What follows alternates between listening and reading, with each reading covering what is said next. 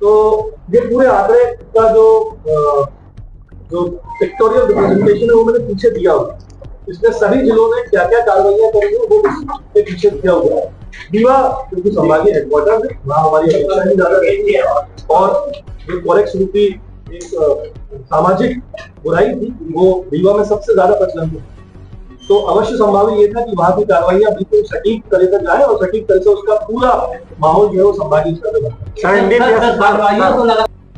अधिकारी है और मैं स्वयं और डीआईजी साहब स्वयं इन जन चौपालों में जब भी आयोजित होंगे, किसी भी जन चौपाल में संभाग के कहीं भी हम लोग पहुंचे, रेलवे स्टेशन से लेकर इंडिविजुअल बात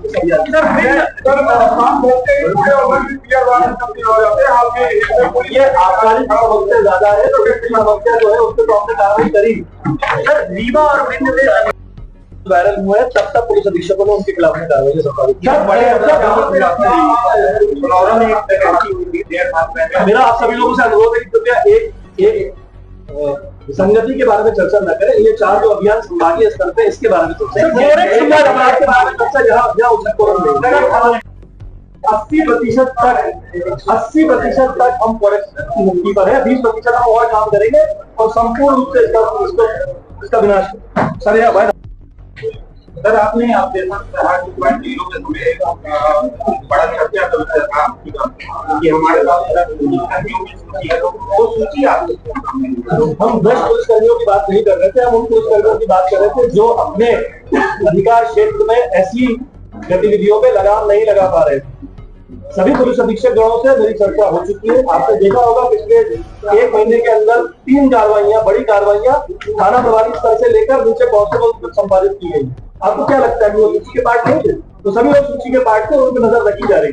लेकिन एक वक्त आता है जहां पे हमें कार्रवाइयां करनी बिल्कुल जरूरी हो जाती है। ये वो वक्त पार हो चुका है। अब सक्षमता से कार्रवाइयां हर ऐसे अधिकारी कर्मचारी से की जाएगी जो कि एनडीपीएस में अपनी जवाबदारियों का पूर्णतः निर्वहन नहीं करे।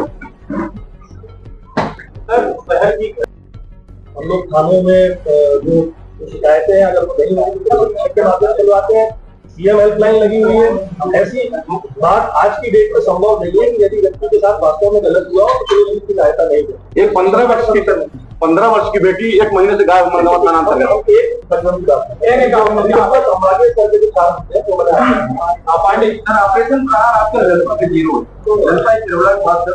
और वहाँ खुलेआम दारू बेचते हैं 24 घंटे। प्रहार 0 है या नहीं या तो 1142 लोग पुलिस ने पकड़ के सलाखों के पीछे भेजे हैं और आज रीवा में कहाँ दे रही है ये आप क्या कर रहे हैं। कार्रवाई वो कार्रवाइयां हैं जो फॉरेक्स पे, गांजे पे, अफीम पे, चरस पे की गई। आप बात कर रहे हैं अवैध शराब की बिक्री। इसका सबसे इम्पोर्टेंट जो अगर कोई कार्यालय है तो वो आपका विभाग। हमने अपने स्तर पर जो कार्रवाइयां करी उसको मैंने आपको बताया कि हमने कितनी शराब अवैध कार्रवाइयों के पश्चात यूपी पुलिस ने हमसे कॉन्टैक्ट किया। बहुगन से उन्होंने पूरा डाटा लिया। वरिष्ठ अधिकारी स्तर पर, डीजीपी स्तर पर और वहां के होम के स्तर पर चर्चा की गई। ये बात परिलक्षित हुई। एनडीपीएस के अंतर्गत हम लोग तो यहाँ फॉरेस्ट पे कार्रवाई कर रहे थे, लेकिन उत्तर प्रदेश पुलिस पे कार्रवाई एनडीपीएस के अंतर्गत नहीं हुई। डाटा का पूरा आदान प्रदान हुआ। उस डाटा के आदान प्रदान के पश्चात वहां की पुलिस ने एनडीपीएस के अंतर्गत कार्रवाइयां शुरू करी। बड़े बड़े जो स्मगलर्स थे, तस्कर थे, उनको वहां गिरफ्तार किया गया है। ईडी की कार्रवाइयां पूरा संपादित हुई। कई करोड़ों की संपत्तियां जब्त हुई है और ये शुरुआत जहां जो हुई है उसकी शुरुआत हम रीवा संभाग से हुई। जहां तक बात एनडीपीएस की कार्रवाइयों की ऊपर है कि भाई पकड़े नहीं जा रहे, मैं आपको बताऊं तो 1142 लोग जो बंद है ये 1 साल में पकड़े गए हैं और ये वेंडर्स, स्मगलर्स, उनकी चेन, उनके साथ के जो स्टॉकिस्ट, ये सारे लोग, इनमें बड़े बड़े तस्कर भी हैं जो आज जेल की सलाखों के पीछे। सर 1100 से अधिक आरोपी पकड़े गए, लेकिन न्यायालय से काफी आरोपी बरी हो रहे हैं क्योंकि पुलिस की कुछ कमी रह गई है। जैसे भी एक मामला हुआ समान थाने से 5 आरोपी बरी हो गए, कहा जाता था 110 तो रेड हैंडेड। इसी तरह से विषय के एक मामले में बरी हो गए। देखिए न्यायालयीन प्रक्रिया में कभी टुकड़े नहीं होगा। जहां तक बात एनडीपीएस की है तो मैं आपको बताना चाहूंगा कि जो भी आरोपी गिरफ्तार होता है 6 महीने तक तो उसकी बेल ही नहीं होती। 6 महीने बाद तो उसकी बेल की हियरिंग पे पूरा केस सुनवाई पे आता है। 6 महीना किसी व्यक्ति के लिए अपने किए हुए कर्म के अनुपात में क्या होता है आप ध्यान से सोचिए और उस व्यक्ति का देखिए जो 6 महीने तक 1142 अपराधी 1142 आरोपी जो है उनके कब्जे से गांजा, कोरेक्स, नशीली टैबलेट, अफीम, स्मैक, हेरोइन और ब्राउन शुगर की जब्ती की गई। कुल मशरूका लगभग 5,83,31,000 रुपए का है। और इसके साथ साथ इस पूरी एनडीपीएस की कार्रवाइयों में जो वाहन सीज हुए 136 दो पहिया वाहन और 222 चार पहिया वाहन की सीजर किया गया, जिसका कुल मूल्य करीब 7,73,45,412 रुपए। ये जो ऑपरेशन प्रहार 1 और प्रहार 2 की कार्रवाई है, उसमें आज मैं आपसे बोल सकता हूं कि हम काफी हद पर कोरेक्स रूपी जो मादक पदार्थ का अवैध बिक्री रीवा संभाग में हो रही थी, इस पर अंकुश लगाने में बहुत हद तक सक्षम हो पाए और इसके लिए पूरी पुलिस टीम को बधाई देती। अंत में एक बात और, इन नवाचारों से प्रेरित होकर और आप लोगों का जो आप लोगों ने पुलिस विभाग का बढ़ चढ़कर इन अभियानों सहायता करी है, इन अभियानों का आपने प्रचार किया, इसके लिए पूरी मीडिया को, सोशल मीडिया को, प्रिंट मीडिया को हृदय से धन्यवाद देता हूँ कि हम इस अभियान को जनमानस तक पहुंचाने में और कोरेक्स की एक गंदगी को रीवा की पवित्र धरती से उन्मूलन करने में बहुत हद पर प्रभावी रूप से सक्षम है। अंत में एक बात आपके माध्यम से मैं कहना चाहूंगा,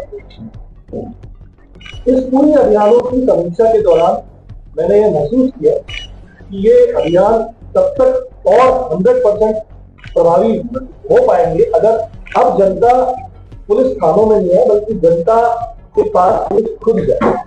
और उसके लिए हम इस अप्रैल माह के अंत में जो सबसे मंगलवार होता है, उससे एक नया अभियान सभी जिलों में हम लॉन्च कर रहे हैं। सीधी में उसका हमने एक प्रोटोटाइप हमने करके देखा, जिसकी हमें काफी प्रशंसा वहां पुलिस अधीक्षक को मिली और उसी तरह हमने प्रेरणा लेते हुए पूरे संभाग के 77 थानों और 64 चौकियों में पुलिस आपके द्वार, आपकी पुलिस आपके द्वार, जन आपकी पुलिस आपके द्वार कार्यक्रम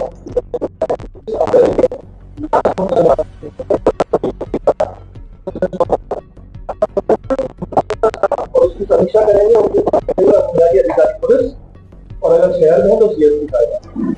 इन जन चौपाल कार्यक्रमों का जो मुख्य मुद्दा रहेगा वो ये रहेगा, शाम को 4 से 6 से थाना परिसर में नहीं बल्कि थाने की सीमाओं के अंतर्गत एक इम्पोर्टेंट जगह हो, चाहे भवन हो, चाहे वो सभागार हो या ऐसी जगह हो जहाँ पे जन सामान्य आ सकता है और अपनी बात रख सकता है, वो कार्रवाई हम करने जा रहे हैं, जिसमें 2 घंटे 4 से 6 बजे तक का टाइम शाम का समय इन जन चौपालों के लिए